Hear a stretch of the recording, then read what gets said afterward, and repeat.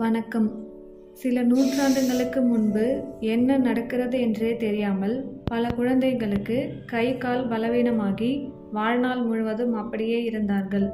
சில பேர் மூளைக்காய்ச்சல் வந்து கை கால் விழுந்து இறந்தும் போய்விட்டார்கள். இவர்களுக்கு சுவாசத்திற்கு தேவையான தசைகள் தளர்ந்து போவதால் இந்த குழந்தைகளை செயற்கை சுவாச கருவிகளில் வைத்து பாதுகாத்தார்கள். எகிப்து நாட்டின் ஒரு சிற்பம் ஒரு சந்நியாசி ஒரு கால் தளர்ந்து நிற்பதை காட்டுவதை பார்த்தால் இதை கடவுளின் சாபமாக அந்த காலத்தில் ஏற்றுக்கொண்டு வாழ்ந்திருப்பார்கள் என்று தோன்றுகிறது. பிறகு 1908ஆம் ஆண்டில் காரல் லாண்ட்ஸ்டைனர் என்ற விஞ்ஞானி இது ஒரு வைரஸ் மூலம் பரவும் வியாதி என்று கண்டுபிடித்தார்.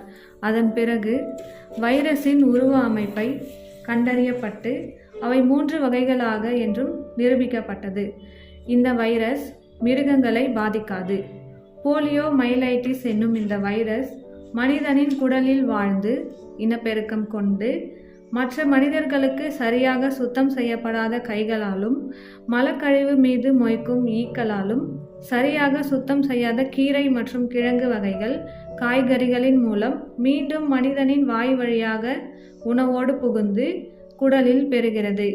மனிதனின் குடலில் இருந்து இந்த போலியோ வைரஸ் இரத்தத்தில் கலந்து தொண்டை, நரம்பு மண்டலம் மற்றும் மூளை அடைந்து நிரந்தரமாக கை கால்களை செயலிழக்க செய்கிறது. சுவாசிக்க உதவும் தசைகளை தளர்த்தி இறுதியில் மரணம் அடைய செய்கிறது.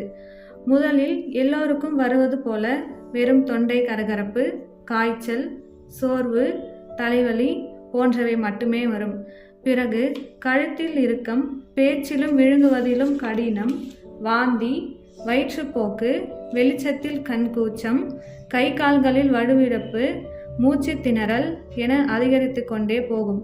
உயிர் தப்பி இருப்பவர்கள் நிரந்தரமாக கால்களில் தசை சுருக்கம் ஏற்பட்டு கூனி மூடமாக வாழ்வார்கள்.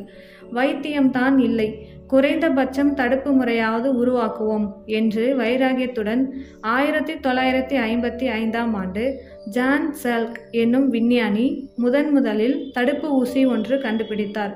பிறகு 1961ஆம் ஆண்டில் ஆல்பர்ட் சபின் என்ற விஞ்ஞானி போலியோ தடுப்பு சொட்டு மருந்தை உருவாக்கினார்.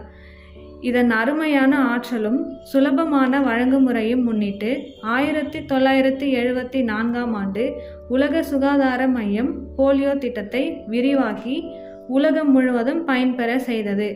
1985ஆம் ஆண்டு ரோட்டரி நிறுவனம் இதை முக்கிய பணியாக மேற்கொண்டு இன்று வரை பல கோடி உயிர்களை இலவசமாக காப்பாற்றி வருகிறது. 94 நாடுகளில் 575 மில்லியன் பிள்ளைகளுக்கு போலியோ சொட்டு மருந்து தொடர்ந்து ஒவ்வொரு வருடமும் வழங்கப்பட்டது. 2011ஆம் ஆண்டு இந்தியாவில் போலியோ நோயால் சாகும் நபர்கள் அறவே இல்லை என்று உறுதியானது. என்றாலும் முடக்கம் தரும் போலியோவும் ஒழிய வேண்டும் என்பதற்காக தொடர்ந்து சொட்டு மருந்து போடப்படுகிறது.